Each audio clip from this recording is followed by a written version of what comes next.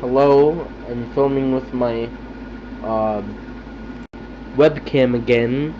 I'm not sick anymore, mostly. My throat is still kinda weird. Let me turn my fan off. Okay, should be better volume now. I've been pretty busy these last couple weeks. I need to clean this out. I'm starting to get annoyed. But if you don't already know, this is my darkling beetle enclosure. But I got a little friend last night. Listen.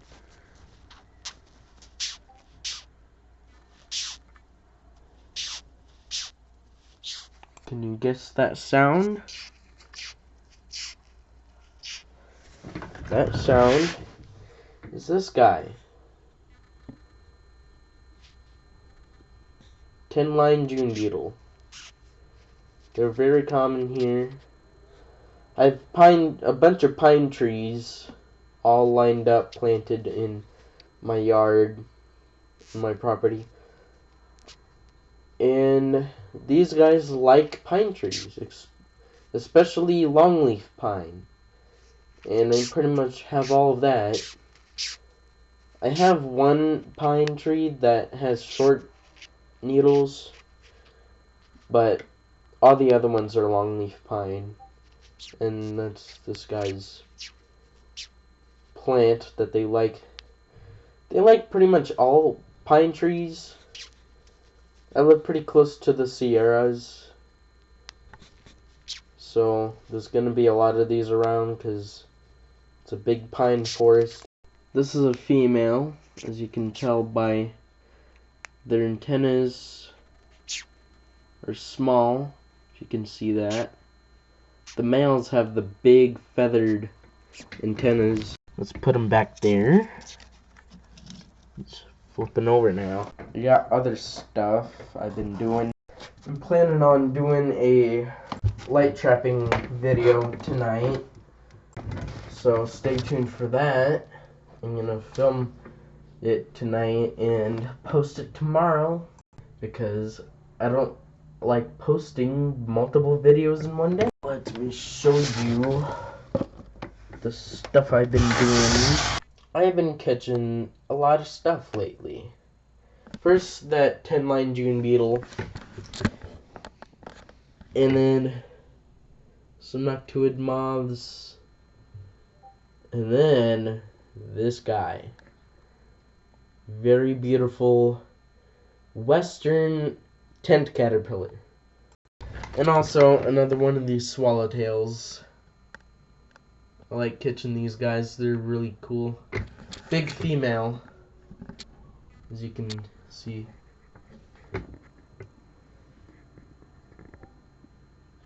See, big female. You also got some eggs of something that I'll show you soon. Got I caught a couple more beetles. I found this pink face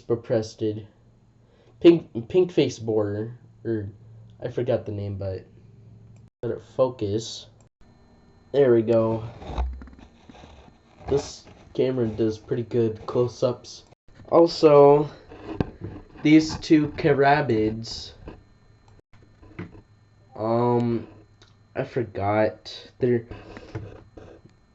hunters or night stalkers or whatever. I forgot, but they're ground beetles, very big, as you can see next to my finger. They're very big, and they stink pretty bad when you grab them. Also, I got this really cool banded sexton beetle, which is really cool. Very beautiful beetle. Close relative of this beetle, another species of sexton beetle. This one I got in California when I used to live there, but this one's from Nevada. Very beautiful. These guys feed these and these and then a couple more scarabs, and I think a couple darklings too. They feed on dead animals, like roadkill or something. So if you live in like a really flat area and there's a lot of like a grassy, like Nevada or central US or North Texas, you'll find these on roadkill. They're very cool.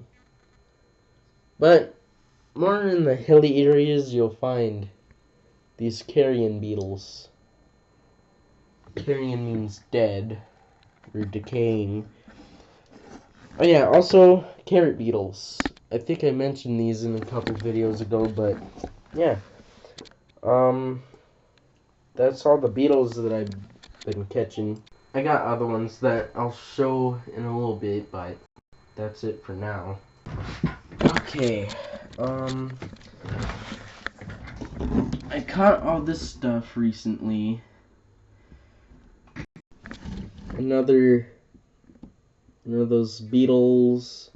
This really weird cricket I got outside of my property at like 12:30 or 1, I don't know, somewhere around there at night.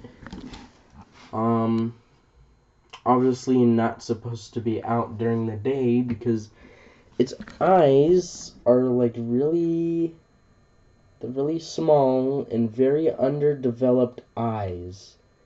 Very simple looking eyes. Probably not meant for light, like, at all. Probably blind. Maybe. Because there's a lot of nocturnal creatures that just rely on scent and touch.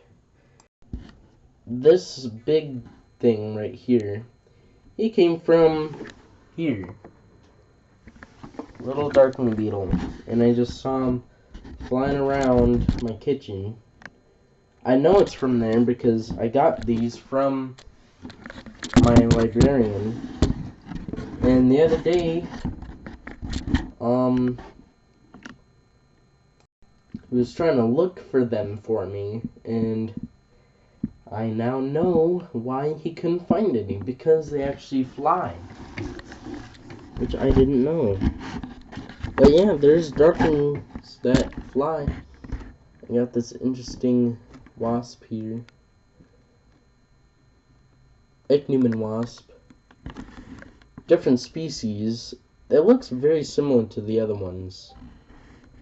Some caddis flies. These are not moths, they're caddis flies. Another caddis fly. Western drywood termite. Couple mosquitoes, a male and female. Very strange carabid that flew on my face while I was at my desk. Right here in my room at like 1 a.m. 1:10 a.m. I remember the time I caught it. A spider that is now broken. Plume moth that is broken. Very strange wasp. It's not broken. Stonefly.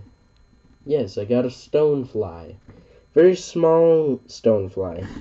Also these interesting crane flies. They're like an orange with like a really black pattern on them. They kind of look like some kind of dragonfly. They're very pretty. Never seen them in my life. Yeah, that's all the stuff I got. This is like the best termite specimen that I have. Okay, that's all in here. Now, I can show you the rest of the stuff. It's starting to get really hot in my room because I don't have my fan on. Alright, these are all my moths. Oh, let it focus. Okay. So, got a few Drasteria. Howlandi, this one in the center. And then the rest, I have no idea. I forgot. It's another one, I forgot. But it's a different species. So there's 2 species of Drasteria here. This Furcula moths. I believe that's a Furcula. These are for sure Furculas, but unidentified species. Once again, I need to find out a website for moths. There is one that I found out, but I don't know how to use it. Some large yellow underwings. These 2 I caught in California, but these 3 are from here. Got this really interesting color morph. It's like a red. Like bright red almost. Very cool. Got this moth that I got a while ago. Got this interesting cool thing or something. I don't know. Some kind of noctulid, but yeah, and that's all the moths that I've got that are new, of course. This up there. I was just about to show my butterflies, but I just realized there's nothing new in here. This guy, this beautiful white line Sphinx, very nice specimen. Better specimen than my first one that I caught in Virginia City. There's a lot of them. There's gonna be even more in August. But yeah, I'm gonna put all this other stuff back, and then I'm gonna show you the main focus of this video. I gotta be really careful with this thing here, cause the thing I got these new glass slides. So if I'm all out of pins, I can just use these. I got 2 pairs. They work pretty good. They're just heavy enough to keep the wings flat and keep them from messing up. Take one more look at this moth here.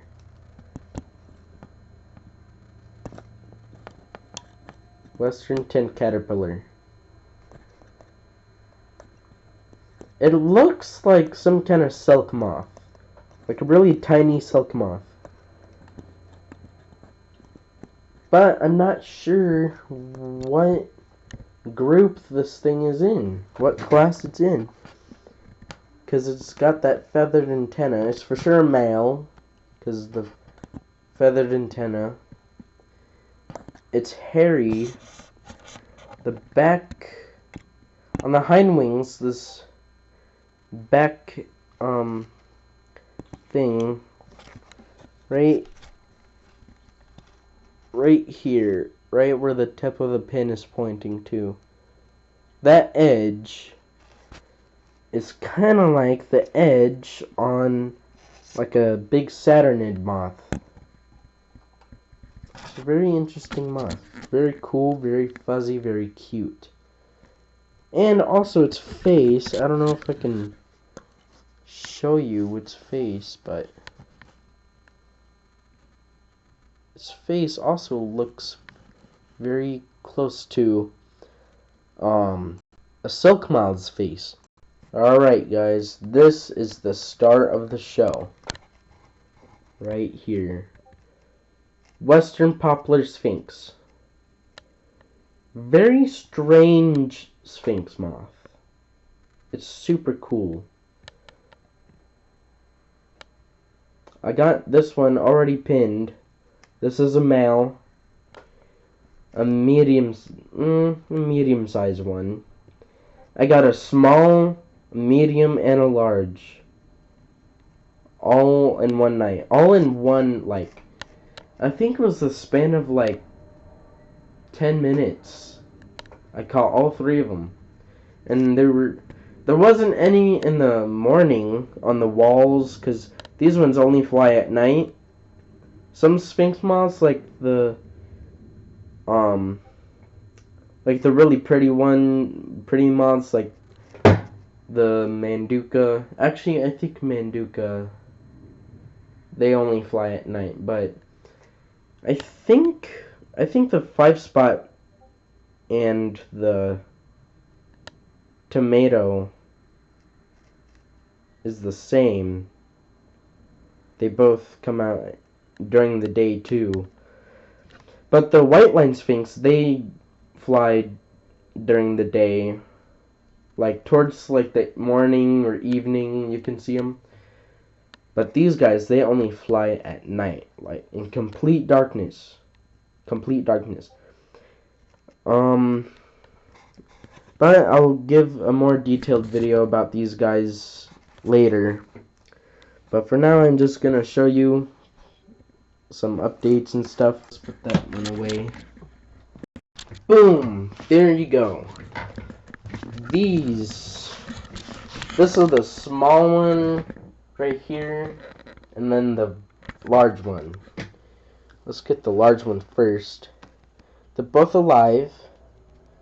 This one's the prettiest one and the biggest one, which is always good. Let's see if it can focus. Okay, there we go. Look at that. Beautiful moth. This is a male, as you can see by the thick feathered antenna. These ones, very different from other Sphinx moth. These ones, as you can see, doesn't have a mouth. And what does that look like to you exactly? A silk moth. It looks like a silk moth face. It's very interesting. See how it just tucked its antennas in, all packaged up, not being ruined. Here's the female. This one laid eggs. I'll show you in a second, but look at that. I'm going to show you the very pretty, look at that, very bright pink underwings on these. Sphinx moths are very famous for their bright colored underwings, and also the bottom of their forewing is pink too. See if I can show you. Oh, did you see it? I think so. There we go. Kind of see it. And then their hind wing. It's a female, you can tell by their antenna isn't feathered. But yeah. Very cool. Oh yeah, the eggs. These are the eggs. You can see the eggs. They're hard eggs. They're not soft eggs like ladybug eggs or any other chrysomelid eggs. Or I think every beetle egg too. Unless like those 10-line scarabs, they have hard eggs, I think. Or harder than other beetles' eggs, I guess.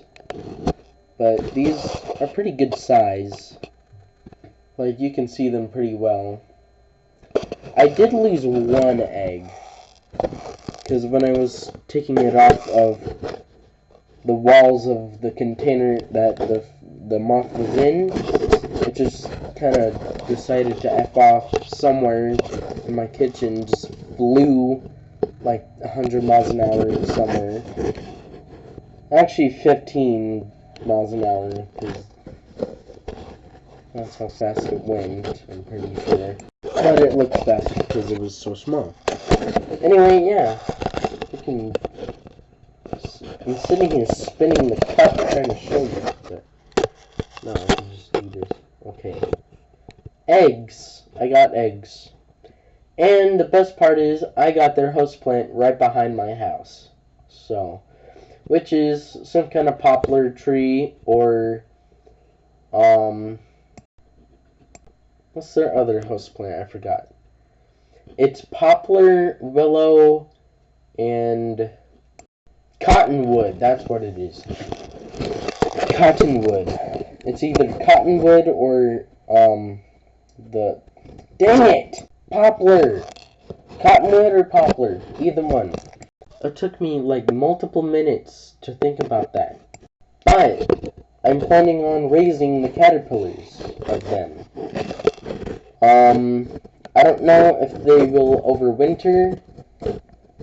I don't think they will. A lot of non-feeding moths do that. I don't know. They might not. I just have silk moths on my mind, because silk moths take like a whole year to metamorphose. Like, if you take an egg, like, at whatever time of year they come out, raise it up to a caterpillar, okay, that doesn't take too long, that only takes a month or 2 months, sometimes 3 months, but it's not too long. And then they become a chrysalis, and then the chrysalis actually overwinters, and then the following year, at the same time that they're out, they hatch. So I don't know if these are like that. Probably not, but they might be. I don't know. My potatoes are growing very well. They're sprouting a lot. They're sprouting actually pretty good. But yeah, I hope you enjoyed this nice, long, informative video. If you liked it, please like, subscribe, and comment. And I'll see you next time. So, keep on bugging like me, because I've been doing that non-stop with no breaks, because 24/7 I'm on lookout for something I don't have in my collection. And yeah, very cool moths in a very cool video. So goodbye.